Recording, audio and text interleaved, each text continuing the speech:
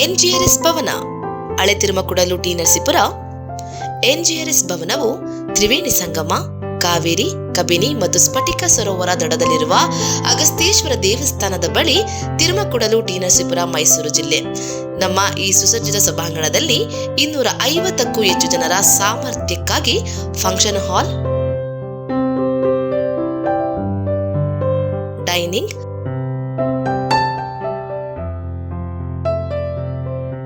ರೂಮ್ಗಳು ಮತ್ತು ಅಡಿಗೆ ಸೌಲಭ್ಯಗಳನ್ನು ಒದಗಿಸಲಾಗುತ್ತದೆ.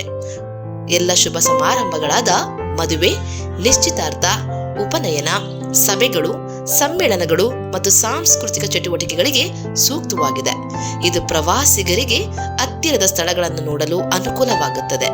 ಕುಂಜನರಸಿಂಹಸ್ವಾಮಿ ದೇವಸ್ಥಾನ, ಸೋಮನಾಥಪುರ, ಮುಡುಕುತೊರೆ, ತಲಕಾಡು, ಶಿವನ ಸಮುದ್ರ, ಮಹದೇಶ್ವರ ಬೆಟ್ಟ, ಬಿಳಿಗಿರಿ ರಂಗನಾಥನ ಬೆಟ್ಟದ ಪ್ರವಾಸ ತಾಣಗಳು ಇದರ ಸಮೀಪದಲ್ಲಿದೆ. ಅಗತ್ಯವಿದ್ದರೆ ಆಹಾರ ಅಡುಗೆ ಸೌಲಭ್ಯಗಳನ್ನು ಕೂಡ ಒದಗಿಸಲಾಗುವುದು. ಹೆಚ್ಚಿನ ಮಾಹಿತಿಗಾಗಿ ಸಂಪರ್ಕಿಸಿ ಎನ್ಜಿಆರ್ಎಸ್ ಭವನ, ಹಳೆ ತಿರುಮಕುಡಲು ಟಿ ನರಸೀಪುರ, ಮೈಸೂರು ಜಿಲ್ಲೆ. Mobile number 9945141668, 8105847866. ಪ್ರಶ್ನೆ ಇಲ್ಲ. ನಾನು ಸಹಜವಾಗಿಯೇ ರಾಜ್ಯದ ನಮ್ಮ ಹಿಂದಿನ ವಿಧಾನಸಭಾ ಚುನಾವಣೆ ಸೋಲಿಗೆ ಕಾರಣ ಸಾಕಷ್ಟಿದೆ. ಅದಕ್ಕೆ ಮುಖಂಡರು ಕಾರಣಗಳು ಇದ್ದಾವೆ. ಹಿರಿಯರು ಅಂತ ಎಲ್ಲ ಮುಖಂಡರು ಎಲ್ಲರೂ ಬರ್ತದೆ, ನಂದು ಸೇರೆ ಬರ್ತದೆ.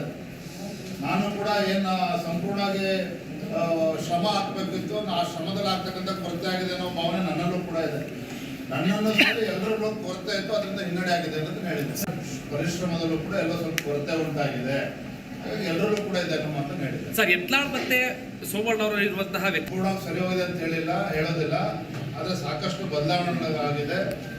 ಸದ್ಯದರಲ್ಲೇ ಎಲ್ಲವೂ ಕೂಡ ಸರಿ ಹೋಗ್ತದೆ, ನನ್ನ ವಿಶ್ವಾಸ ಇದೆ. ಸೋಮಣ್ಣ ಅವರು ಅಷ್ಟು ದೊಡ್ಡವನಾನಲ್ಲ. ಅಲ್ಲ ಸರ್, ರಾಜ್ಯದ ಅಧ್ಯಕ್ಷರಾಗಿ ನೀವು ದೊಡ್ಡವರಂತಲ್ಲ, ಅಧ್ಯಕ್ಷರಾಗಿ ಹೇಳ್ತಾ ಇರುವಂತದ್ದು, ಅವ್ರಿಗೆ ಯಾವ್ದಾದ್ರು ಮುನ್ಸೂಚನೆ ಸಿಕ್ಕಿದೆ ಹೇಗೆ ಮಾಡ್ತಾರೆ ಅನ್ನೋ ಅಪೇಕ್ಷೆ ಇದೆ. ಅದ್ರ ಬಗ್ಗೆ ಯಾವುದೇ ಮಾಹಿತಿ ಇಲ್ಲ.